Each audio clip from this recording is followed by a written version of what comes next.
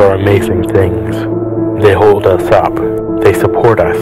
They make us strong. But bones have other uses.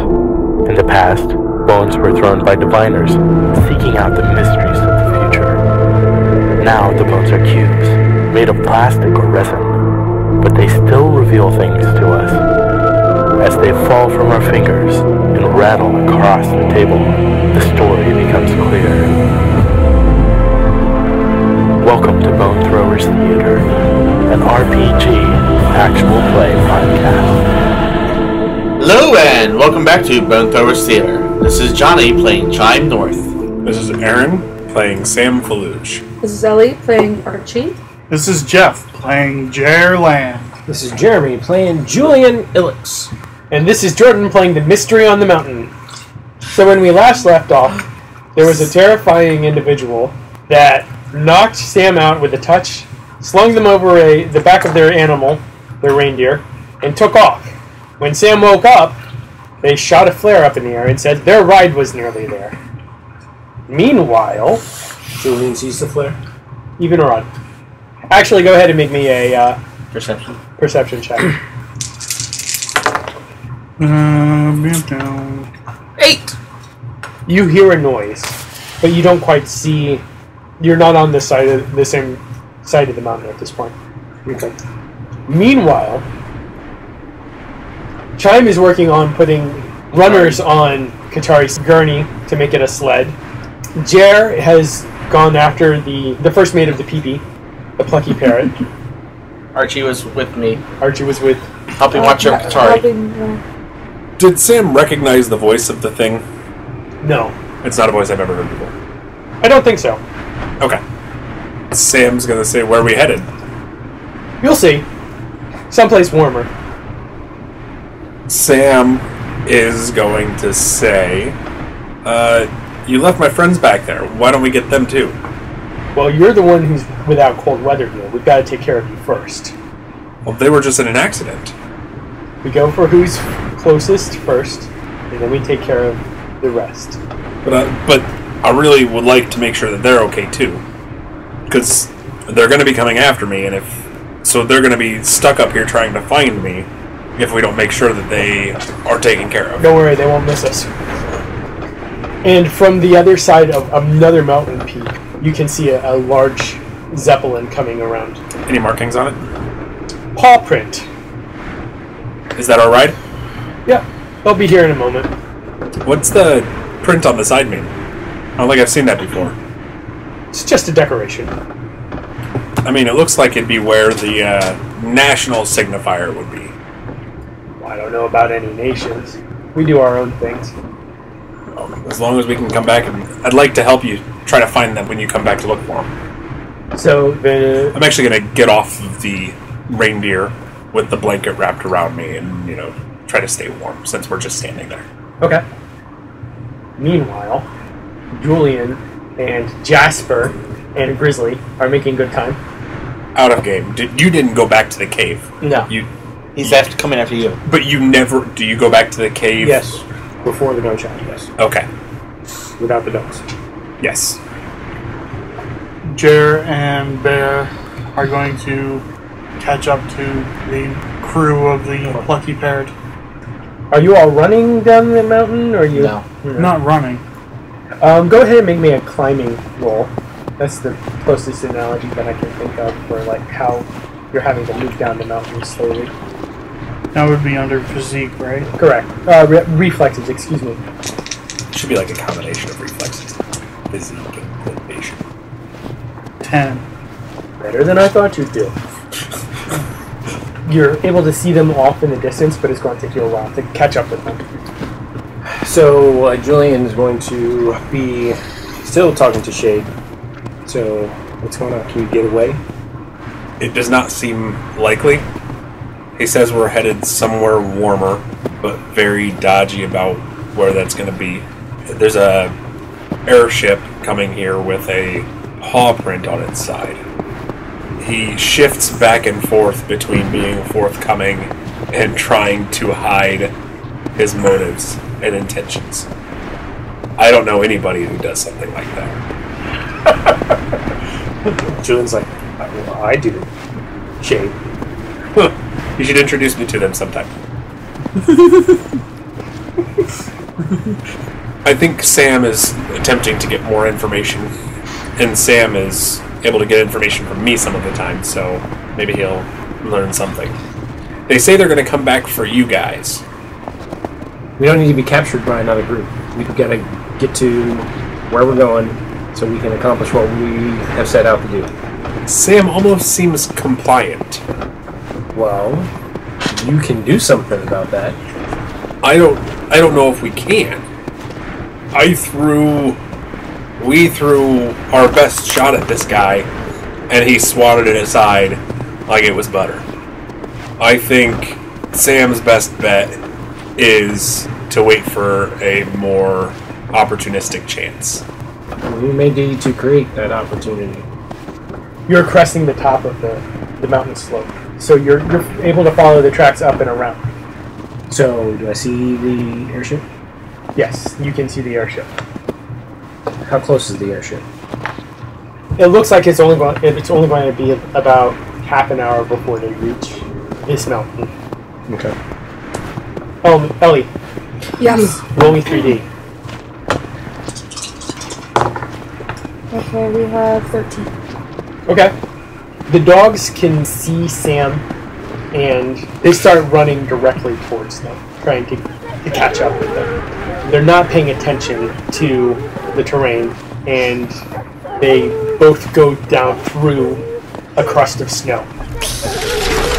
Julian actually has them put to his waist. Oh, does he? Yes. Whoops. Go ahead and make a reflexes roll. Target number? Target number for the dogs was 15, so that sounds reasonable. Nope. Not like that, it ain't. I got a 4. As this roll is happening, so were the dogs barking? Yes, the dogs did start barking. Did I hear it? Because if they can see me, I'm assuming I can hear a bark at this point. Probably. So I turn and look, so I can see them headed my way. Yes. Go ahead and make me a perception roll. Is this to see if I can see them, or to see if I can hear them, or... This is to see if you witness what happens. Is there a target number? Yes, there is. Can I get the target number? I rolled a 10. That's all you need. Okay. You turn around and you see Jasper and Grizzly just charging and dragging Julian along with them. All of a sudden, you hear as the snow collapses underneath them. Okay. Yeah, you fall into the snow, and the weight of the dogs are pulling on you, but you're able to get your arms on it, and you're able to, like, slowly pull your body up, so you're hanging on with about shoulder height above the crevice. And the dogs are swinging around underneath you. You can feel them, like, trying to scrabble onto the walls. Can I tell how deep this... You can hazard a look. You can see the bottom. It's probably about 15 feet deep. Survivable. Yeah. Okay. He's going to try and climb out. Okay. Go ahead and make me a Climbing? physique. Climbing? Since it's climbing? I wasn't seeing it as a climbing roll. I was seeing it as, like, you're pulling Stamina. yourself. Alright. 7. Okay. So you're able to hoist your body out. You get a leg up onto the ground, and you're able to roll over, but now you've got to pull the wiggling dogs. Are they wearing harnesses? Yes. Or collars? I would, since they're sled dogs, I would They're make sled them dogs. harnesses. They can And I harnesses. mentioned before we left that I harnessed them. I was just double checking. Alright, so pulling them up. Yep. Which one appears to be bigger and stronger? Grizzly. I'm going to pull Grizzly up first. With a 8. That's my magic number with 2 dice. It's taking a lot of effort. Character point. Okay. Good character point. Bumped it up to a 19. More than double it, yeah. Yeah. Takes some effort, but you're able to get Grizzly up. Okay. Alright, and Jasper's still in the hole. I'm going to try and communicate to Grizzly that we're going to both pull Okay. to get Jasper up. Well, just having Grizzly up on the... Well, it makes things lighter. Yeah. But But he's also the stronger of the two, so Yeah. that's Julian again rolling physique. Rolls a 2. Let's What does see. Grizzly roll? Yeah, Grizzly has a physique of 4D. Oh, wow. It's a big dog. You want your sled dogs to be big. So he got a 14.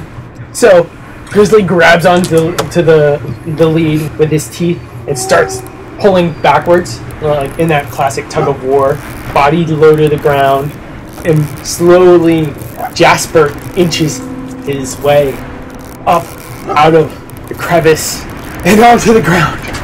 And Julian, I guess I would assume at that point in the scene is like he lays back and is like breathing heavy. Yeah. He's laying on his back, reaches into his pocket, pulls out a couple things of jerky, and just holds them up. and he's just sitting there. It's like, oh, good dogs, good dogs. So the individual who had taken Sam actually comes over and offers you a hand to help pull you up out of the snow. Don't want to stay down there too long, you'll freeze. Not in a couple minutes. Who are you and where do you come from? Well, my name is Atara. Tara. Atara. I'm from the south. Julian, without accepting the hand to get up, kind of starts to inch back. He's like, and why are you abducting our people? Well, it looked like they were alone on the mountain and that they needed help. And so we came to help. By knocking them out? Self-defense isn't anything you give up lightly. And if someone shows a little less than favorable inclinations, we want to make sure that everybody stays safe. Did Sam come over as well? So I guess how close were we? I assumed we were still a ways away. No, you were just on the other side of the crevice. Like he had come over the mountain. Oh, okay. The dogs were... Yeah, all right. Then, yeah, I'll go over as well. Yeah. I guess at that point, Julian sees Sam, kind of stands up, brushes himself off, unclips the bag, tosses it to Sam, says, "All right, Sam, let's go." Turns around and starts to walk. Thanks, Atara. As I'm like pulling out my coat and stuff like that, and I start putting it on, I think we'll start heading back down. Fair enough. So you said you're from the south. After we're out of here, maybe I'll look you up and give you a thanks. You're heading south. I mean, south-ish. Sam's also kind of keeping an eye on Julian to see if Julian's giving any indication that Sam is saying too much. Yeah, Julian he had turned to walk, but as soon as he starts hearing information, he kind of like turns around and you see him walking a little bit like backwards, but looking in that direction. It's like just nudging his head like, let's go, but not saying anything. Do I still have my weapons on me? I was not disarmed? No. No, I was not disarmed? Correct. Okay. Then, yes, I will finish getting my cold weather gear on and start heading after Julian. Okay. As soon as Sam starts, Julian stops and waits for Sam to pass and is still just staring down Tara for like a second or two and then backs over the rise again. Atara stays in place. Julian at that point is going to turn around and be like, I don't know about you, but I don't trust that situation right there. That seemed very shifty. And compared to what I've seen, I should be used to shifty by now. Yeah. But that didn't sit well with me. I don't know, it was difficult. Tell you one thing, I'd hate to have to fight it again. I was helpless. We have fought council members, and that thing brushed me aside. Why don't we do this? You take the dogs. Okay. They know the way back to where Archi and Chine and Katari are. Okay. You head straight back. I'm going to linger a little bit to see if they're following us. Okay. That's a good call. Clips off the belt. The two dogs, hands it to Sam. Clip. And he kind of heads off the path. And I'm assuming there is a little wooded like area up. He's going to kind of disappear into the wooded area, but still kind of skirt the edge. I would imagine that actually this is above the tree line. Okay. Yeah. But there's probably some boulders that you could do the same effect. Okay. All right. So Sam and the dogs are heading down the mountain. What's everybody else doing? Well, Bear and Jerr are still walking after the crew of the Plucky Parrot. I'm working on the sled and watching, just seeing what's going on, making sure that there's nobody coming that we're not expecting. Archie's starting to get a little crazy. Okay. So you're feeling something. A presence you haven't felt since... I'm feeling something. It's an elemental that you've experienced before, higher up on the mountain. Just for clarification, elementals can now sense other elementals distantly if they've made contact, or is this an android specific thing? How can I answer that without giving things away? Okay. No need to. Archie's gonna twitch his head to his right shoulder a little bit towards the direction of the mountain. And he's gonna roll his shoulders back and nudge it off and continue to look after Katari and see if he can help Chine with anything with the sled. But still continuously in and out of twitching and continuously nudging it off because he has no clue what's going on. Do I notice the twitching? Go ahead and make a perception check. 10. Yeah, you notice, but it doesn't seem like, they're not yelling about hail the council or... For all he knows, I could be just angry about my dog. Yeah. Jerr, Yes. you seem to have run into a bit of a snag. What kind? Well, the proxies from the Man of War have survived, Oh. and there's a whole gunfight going on with the pirates Down below us? down below. Oh my gosh. Alright, Bear. Stay low. Keep with me. We're gonna go up the hill a little bit. Why is there all that red down there? Just keep quiet, keep low, stay with me. Alright? We'll take care of that when we get there. Are those guns? Yes, that's why we're keeping low. We're gonna stay back for a little bit. But we need to help people that are hurt. Okay. Looks scary. Oh, it is. That's why we're keeping low. Keeping low. Keeping low. So that they don't see us. So they don't... Okay. So are you planning to sneak? Yes, planning to sneak.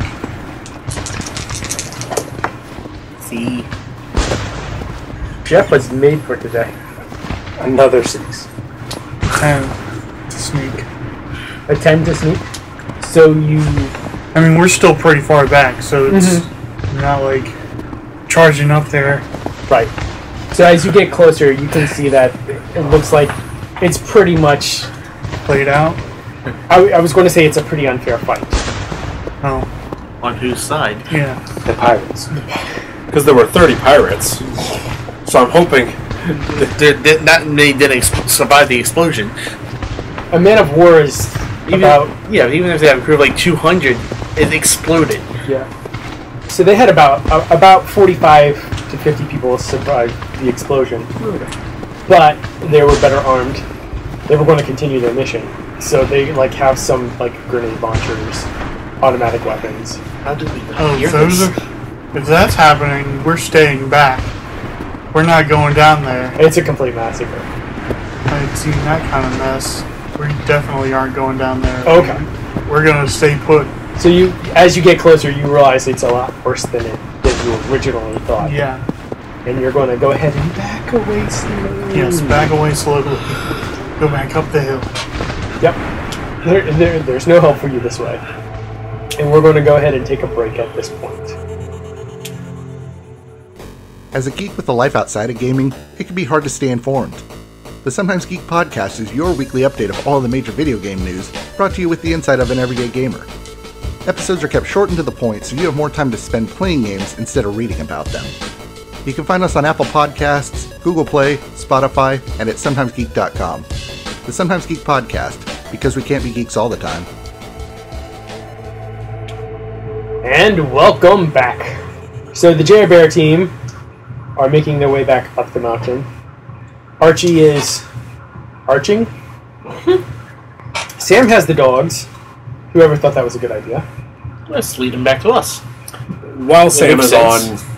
on their way back to the rest of the crew, Sam hasn't had enough time, because since we've been on the airship, to collect any more treatment for Katari. And so, on their way back, Sam actually starts trying to collect more stuff. Okay, go ahead and make me a research roll. I didn't want a good roll. 12, 18, 21. He found the one vein of poison berries that runs this high up on the mountain. Oh, I wanted Sam to get lost. So yeah, 21. You're searching really hard, that's how you got lost. The Andrew Department's effect. Yeah. The hyper focus. Yes. So, you succeed in finding a few poisonberry bushes. Okay. Which is quite amazing. Yeah, it's something of a minor feat. So I collect some berries. You collect some berries. You have a gun and you have a knife. Yes. And I assume at this point it is snowing. Yes, there is snow Because of the storm.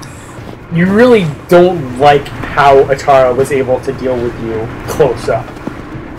Correct. She wonders if you take a more distant approach. Shade has already informed Julian that there was nothing they could do. Close up.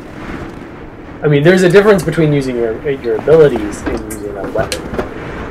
A gun that shoots a lot further than Shade can reach. I have a little sidearm pistol. Yeah. It still can reach further than Shade can reach. Just as a reminder.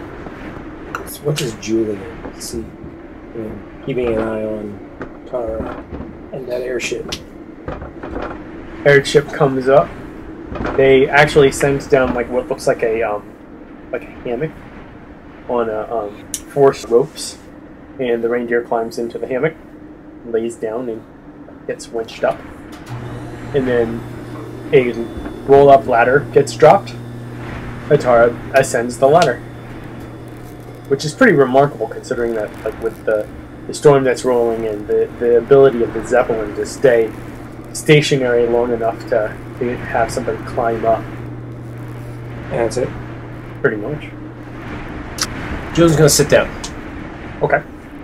And the same blank stare that he had on the airship when he was looking back and forth at the lights kind of gets it again.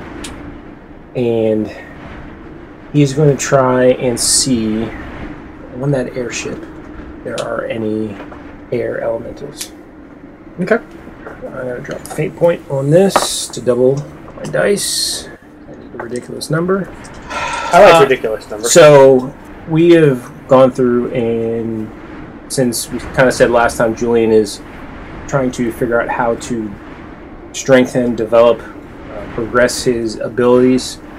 I asked Jordan if I could go ahead and sort of re-task that spell design sheet for some new and interesting effects, and one of those things is Julian now can try and connect without the aid of another individual, which does increase the target number. Also, we've said it increases the range, and I've taken some other complications to this as well. So right now he's just trying to see if there are any air elementals on the ship. So 26. And I need the 24. Yes. Ow. Yeah. Yeah, the ship seems to be crawling with air elementals. In that case, I'm going to take one of these complications that I've built in as well. Julian's going to try and be able to hear what is actually going on the ship. He can sense the air elementals, but now he's going to try and actually reach out to one of them and hear what they are hearing. Okay. Not just the elemental, but if they are bonded with anybody or thing, we can hear what they're hearing as well. So, but the complication to that is now Julian cannot hear what is going on at his actual physical location. Here's another complication roll for that. Okay. It is a 3, which there's no effect. So does this power, just as a clarifier, does this allow you to sense other humans? Is that what you're looking for? Or are you looking Elementals. for Air elementals. Just air It could be unbonded, could be bonded. Just air elementals. Okay. So you do Can't really tell if they're humans or not. right. Okay, that's what I was trying to get at. Yeah. But if they're bonded, he can hear through that connection. Or see if he chooses to. So, like, when there's a connection with Shade, or with any other elemental that is bonded with a human, there's like a shadow that appears. Like, you can tell that it's bonded to a human. Like, It has a certain resonance about it. Now, if I sense where you're going with this, Julian has connected with an elemental bonded with an android before. Right. That's a different timbre. But he couldn't tell the difference. It wasn't described as a difference. We're talking about Archie. Yes. In that regard, there doesn't seem to be any free-floating elementals on the Zeppelin. So Julian thinks they're all bonded. What can he hear? He reached out to one and is actually listening. Mm-hmm. What can he hear? Mostly a status report of making contact with Sam, essentially. Like orders to continue to try and fly to the other side of the mountain to see if more can be found. Because obviously you all didn't get to the mountain, just the two of you. You know what I mean? Yeah, basically what I'm trying to do is trying to make the connection for... Julian is suspicious of this group, obviously. And he's trying to find something that would cause him to, in a panic, run back to the cave and make that connection. It seems like the crew of the Zeppelin believe that there are more survivors, and they want to go looking for them. Okay. Julian is going to actually reach out to speak to this one that he's connected to. Okay. And he's going to try and persuade it to leave his group alone and not mess with the group. He's going to pitch it to this air elemental that it's very important that Julian's group stay together and make it to their destination without any outside entanglement, outside influence, because there are a couple individuals within the group that could cause some problems for other elementals. Okay. Go ahead and roll your dice. And this could be bad. That is very persuasive. 39. You can feel an intensity of focus upon you. What do you mean bad? What? What do you mean bad? Okay. They're asking you. What sorry, do you that was me as a player rolling, thinking of the outcome of what can happen. So that wasn't Julian saying that could be bad in there. Which, I mean, we could say that, I guess. I thought you said that you told it that you need to be left alone because there could be some consequences for any elementals that came in contact with him. Okay. Right. So basically, he's asking. You're being asked what do you mean by consequences? Julian's gonna flat out say to this elemental, like, I don't know how long I can maintain communicating with you at this point. The longer we stay communicating, the worse it's going to be. What is going to be worse? I'm not sure. This elemental is very confused. First off, he wants to know who you are. What's going on? And as discussed, one of the side effects of Julian doing it this way is there's some residual elemental things that start to happen with that particular element in the area. Yeah. So I would imagine that in Julian's location and also around the airship, the wind starts to pick up. So it's getting like windier, stormier, snow is starting to go more vertical against the ship. And he's going to make one last plea. He's going to just leave us alone. Let us get to where we need to get to, so we can take care of the individuals that we need to take care of. Let us do our thing. We can help. If things are that bad, then you shouldn't just be left out on the side of a mountain. Imagine snow is starting to cake on the side of your face. Yeah. Julian's going to start to get a little agitated, and he's going to pretty much just say he's actually physically straining to try and keep this connection at this point. Yeah. Because he hasn't really done this at this magnitude before. Some of what you had seen earlier was just him experimenting with this type of thing, but now this is actually quite strenuous for him. So he's going to get a little agitated, and he's going to be like, just look, I can't keep this up. And right now, the way things have gone, the more elemental involvement, the worse things get. Stay clear. And he breaks the connection. And at that point, there is this tremendous gust of wind. Sort of, you see, Julian was seated, but he gets the wind pretty much blows him over, and he like rolls several feet down the cave. No, several feet down the. That's how he gets there before Sam. Rolls several feet down the path, gets up, shakes himself off, and brings his rifle out and just starts to run down the path. Okay. How big was the gust of wind? Like, would it have been like a swooping, that would have rushed up the mountain or down the mountain, or? Well, I imagine Was it would have been in two places. That gust of wind surrounding Julian, and then surrounding the air. So it was more like a swirling gust. Well, I mean, it pushed Julian. So Okay. it wasn't just swirling. It pushed you back. But it wasn't a entire mountain swoop. It was a local swoop.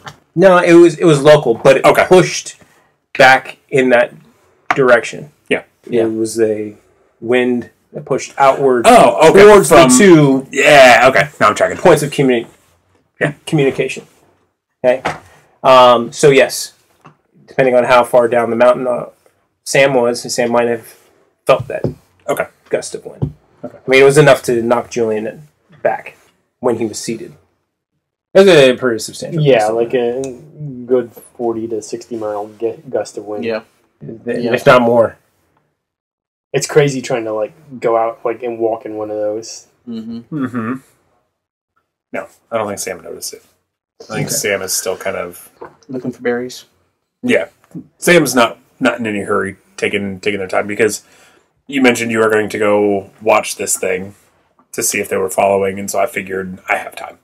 All right, so we want to make that jump. Yep. Okay, so on the way back, Julian has been running, but looking over his shoulder to see if any of them, the airship is coming or whatever, and then that's where the scene at the cave happens. Yeah. Julian round the corner, kind of skids into place. The snow is falling. He's peering back out, out of breath, speaking a little funky sometimes.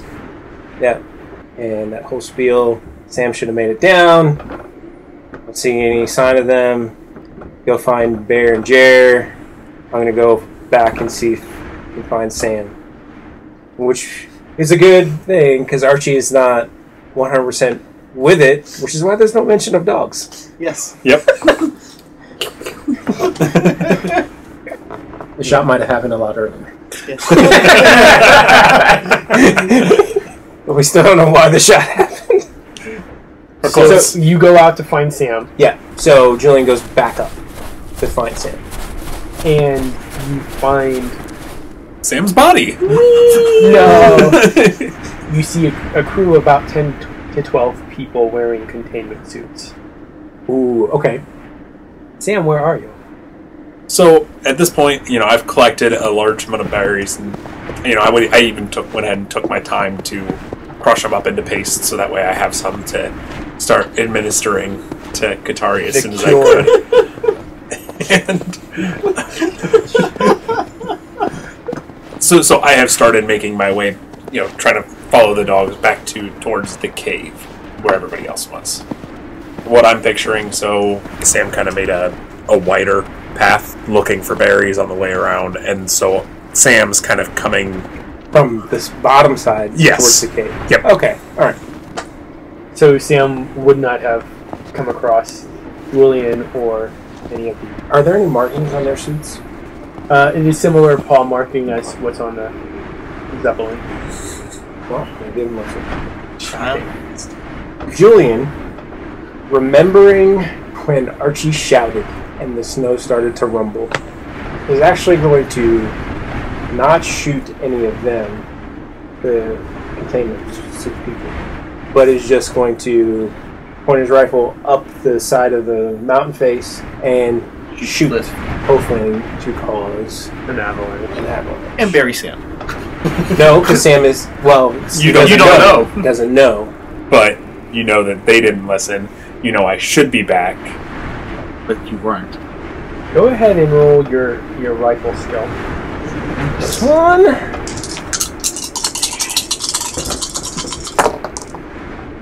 Well, You hit the side of the mountain with a 12. should be able to. It's Somehow it ricochets off the stone and into Sam.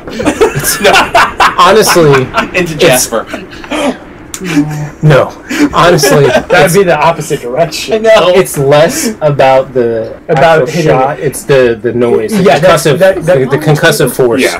That is actually what's doing the. So my question is, how much do you really want to cause an avalanche? Because the target number to cause an avalanche was 15. He wants to cause an avalanche. You know they're on the sled. Yeah, because they're going down the mountain. So character point. Do that out of the water. Added 9 to it. So that's a 21. All right. So you start hearing a distant rumbling that sounds like thunder, and you can start to see like plumes of white drifting off the top higher peaks, and it starts building. It starts accelerating rather quickly. Yeah, so Julian's going to take off down the path. Some of the members of the party, like, they see what you've done, they turn, they see the snow, and some of them start like trying to get off to the side. So is this like a large, wide avalanche, like what you'd expect, come rolling down the entire mountain? Or is this a narrower cascade almost? It's building in intensity. Okay. And it's loud enough that we... So I imagine you can hear the avalanche coming eventually. So, like, if it had just been like a 15, it would have been a narrower one, but Stupid character point. that's why I asked, how much do you... He's going to be looking for anything that he can easily use to aid his way down. Like a dog to ride. How large are the dogs? They're not that big. 1 foot on each dog. They're Not for you, for Sam. 60, 70 pounds. There's like 60 or 70 pounds. You're still too big. If you were on some kind of skis or anything like that, they could easily drag you up and down the mountain. Or like cushions of air. Well, Maybe. That's what Julian. That's what Julian is looking Like a for. chariot. It's like a piece of like log that he can just kind of Sled down on. Yeah. Get out of here. But as he as he's hauling, he's like running. Is Sam coming from the bottom side? He's Julian running past. Go ahead and make me a running roll, because I was imagining that you guys were still above the tree line. Oh, still. Yeah. Yeah. I imagine the cave was like right near the top of the tree line, but still above it. Okay. So you'll have to make it to the tree line. Not bad. 11. So you barely make it to the tree line. And you want to look around for a piece of like what you can use as a sled. Yeah. Okay. Go ahead and do a quick search roll for me. Roll your snow surfing skill. Yes. You took extra points in snow surfing, right? I mean.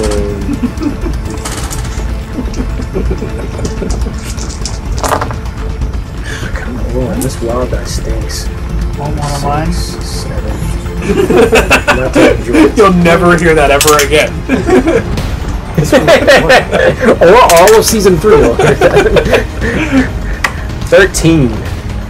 Okay. You're able to find something that you think you can crouch on. It's not large. It's maybe about... Well, he doesn't want it that large. Yeah. He doesn't want that much weight. And then you want to fling yourself down the mountain on this. Anything that's going to be faster than him running. I like this idea. I will allow you to do it. You're bobsledding down the mountain. Is Sam allowed to air surf down the mountain with the dogs? We'll talk about that in a moment. We'll go ahead and have you do an acrobatics roll to stay on the wood while you're going down the hill.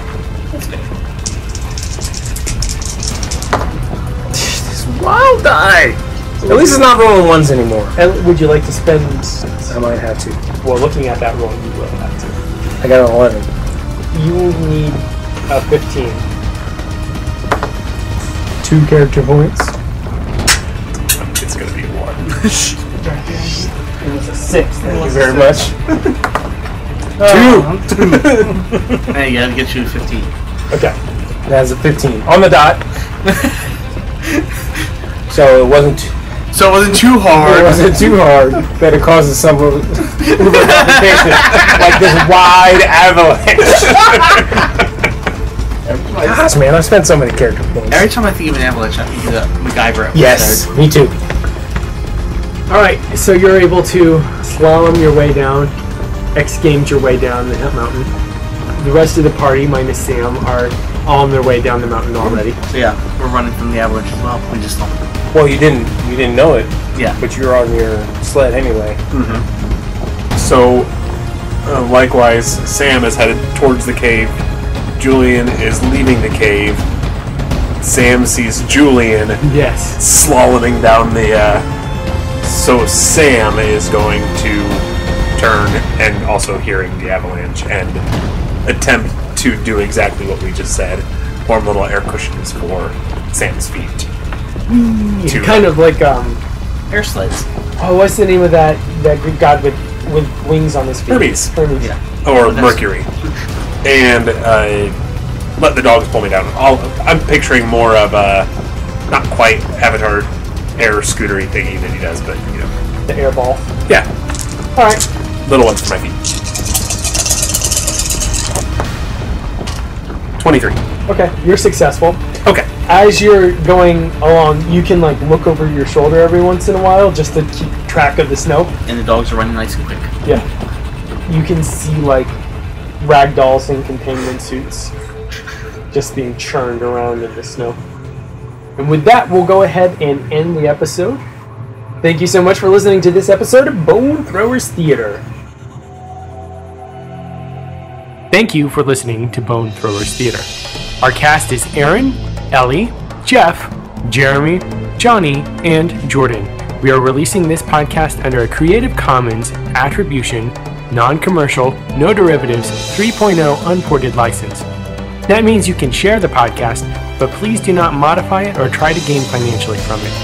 If you would like to visit our website, you can do so at bonethrowerstheater.com. If you would like to send us an email, you can do so at bonethrowerstheater@gmail.com. Our Twitter handle is bonethrowerstheater. You can also look us up on Facebook and subscribe to our YouTube channel. And until next time, may the bones fall ever in your favor. This has been a Nerd Circle podcast production.